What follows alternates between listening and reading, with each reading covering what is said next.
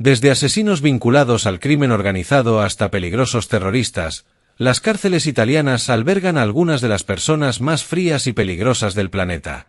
El grave problema de hacinamiento en estos centros penitenciarios los convierte en lugares inseguros, incluso para los propios guardias.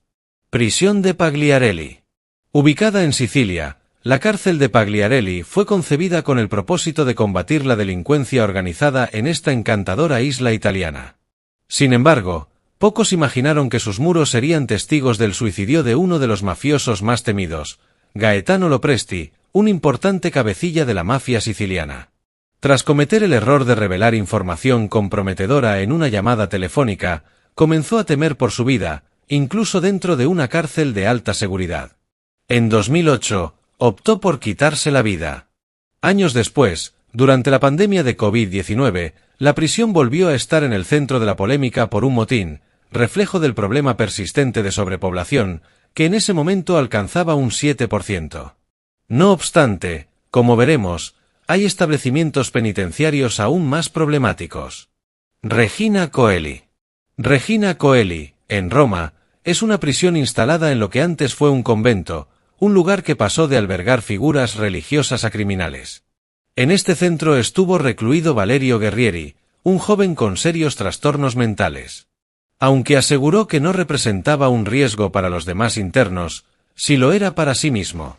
Fue considerado inadecuado para permanecer en prisión común y debió haber sido trasladado a un centro psiquiátrico, pero la falta de espacio lo impidió. A pesar de haber alertado sobre su estado, no recibió la atención necesaria. Faltaba personal, no había un guardia en cada piso, y el psiquiatra encargado nunca se presentó. Sus compañeros dijeron que parecía estar planeando algo. El 24 de febrero de 2017, Valerio fue hallado sin vida en su celda, colgado con una sábana. Tenía apenas 22 años. Prisión de Vicenza. La cárcel de Vicenza también sufre de una alta densidad de reclusos. En noviembre de 2019, se trasladaron allí 100 internos relacionados con actividades mafiosas, a pesar de que la capacidad oficial del lugar es de 286 personas. Ya estaba por encima del límite, y con esta incorporación el número llegó a 415, generando serios problemas de sobrepoblación. La política italiana Wanda Marra se refirió irónicamente al movimiento como turismo penitenciario. Además, muchos de estos detenidos debían recorrer largas distancias para presentarse ante los tribunales, lo que generaba riesgos de seguridad. A estos criminales se les aplica el artículo 41 bis del Código Penal, que limita su comunicación para evitar que sigan controlando sus redes desde prisión. Esta normativa, introducida en los años 70, provocó una serie de atentados con coches bomba en ciudades como Roma, Florencia y Milán, con un saldo de 10 muertos y decenas de heridos. La influencia mafiosa dentro de las cárceles aún persiste. Centro de retención para inmigrantes. En este puesto incluimos una instalación que, aunque no se denomina formalmente prisión, es percibida como tal por quienes están dentro. Italia, situada frente al Mediterráneo y cercana a la conflictiva Libia, ha recibido miles de migrantes que cruzan el mar buscando una vida mejor. No obstante, muchos terminan en estos centros de detención donde las condiciones son duras y peligrosas. En el documental Justice in Italy, un migrante compara el lugar con una cárcel y muestra imágenes que lo confirman. Si parece una prisión y se siente como una prisión, probablemente lo sea. Prisión de Ucciardone. Volviendo a los centros penitenciarios tradicionales, encontramos la cárcel de Ucciardone, en Palermo. En 1991, The New York Times ironizó diciendo que debería instalarse una puerta giratoria, ya que los mafiosos entraban y salían con tanta frecuencia que apenas parecía una prisión. Apodada con sarcasmo como el Gran Hotel, esta cárcel permitía a los líderes mafiosos usar trajes elegantes y disfrutar de comidas de lujo, lo que evidenciaba la corrupción y el poder que estos criminales aún mantenían tras las rejas. El mafioso Michele Catalano fue agasajado en una ocasión con un festín dentro del gimnasio de la prisión. Incluso hubo un capo que celebró la boda de su hija en la capilla del penal. Sin embargo, esta situación dio un giro gracias a una decisión de la gobernadora de Sicilia, Rita Barberá, quien vetó el uso de marcas de lujo como Prada, Gucci, Valentino, Versace, Louis Vuitton y Armani. Una mujer comentó que su esposo se quedaría sin ropa. Barberá justificó la medida diciendo que la imagen pública de la cárcel estaba demasiado asociada a los trajes de seda usados por los mafiosos, y que había que eliminar esa representación.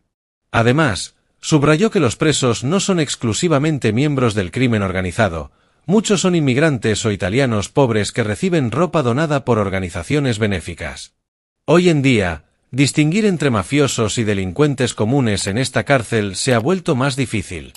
Pero considerando que los mafiosos tienen la costumbre de hacer desaparecer a sus enemigos en ácido, tal vez no sea tan buena idea que se confundan con los demás internos. En la isla de Cerdeña se encuentra la prisión de Vadú e Carros, donde cumplen condena peligrosos miembros de organizaciones como la Cosa Nostra, la Camorra y la 'Ndrangheta. Allí también reside Mulacre, cabecilla de los llamados talibanes kurdos. Con tantos personajes problemáticos conviviendo, los enfrentamientos son casi inevitables. En enero de 2022, se desató una pelea entre dos internos, se desconocen las causas exactas, pero el altercado terminó con golpes en la cara y uno de ellos quedó tendido en el suelo, cubierto de sangre. Se espera que este preso sea sometido a cirugía maxilofacial y posiblemente sea trasladado.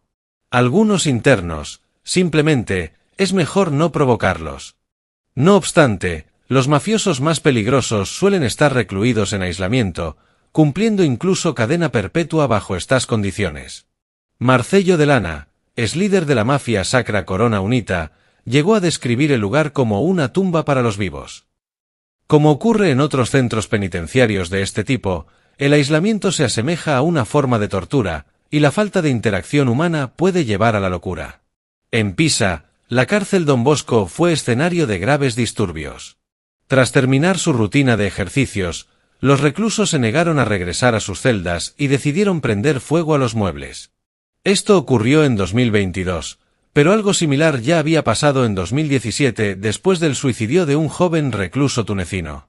En protesta, los internos lanzaron mobiliario y provocaron otro incendio. Alegaron que las condiciones del penal eran indignas.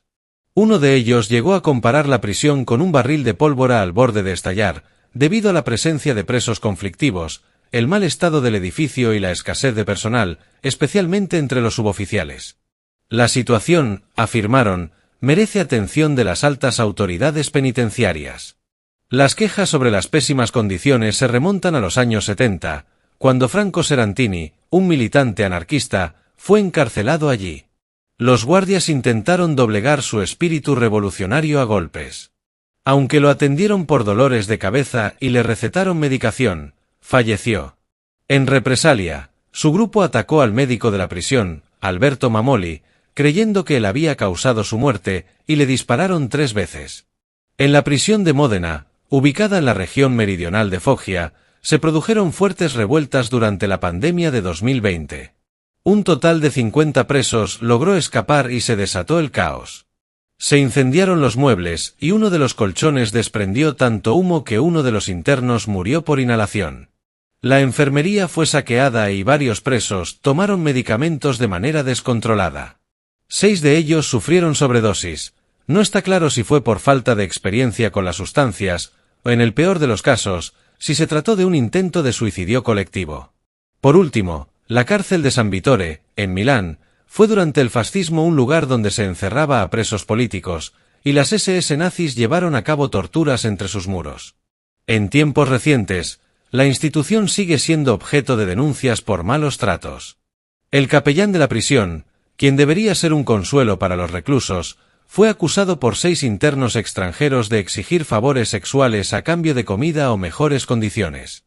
Estos abusos ocurrieron entre 2008 y 2012, mostrando que las sombras del pasado aún persisten. Había trabajado allí desde 1997, pero cuando comenzó la pandemia de COVID-19, estallaron disturbios y desórdenes en la prisión de San Vittore. Se cancelaron las visitas de familiares y amigos, lo que llevó a los reclusos a perder el control. La situación se desbordó rápidamente. Algunos presos escalaron a zonas elevadas del recinto pidiendo ser liberados, y una parte de la cárcel fue incendiada. Posteriormente, se descubrió que la prisión estaba gravemente sobrepoblada. Aunque su capacidad era para 754 internos, albergaba a 973, lo que representaba un 29% por encima del límite. Sin embargo, esta situación ya no es una excepción en Italia, sino algo común en muchas de sus cárceles.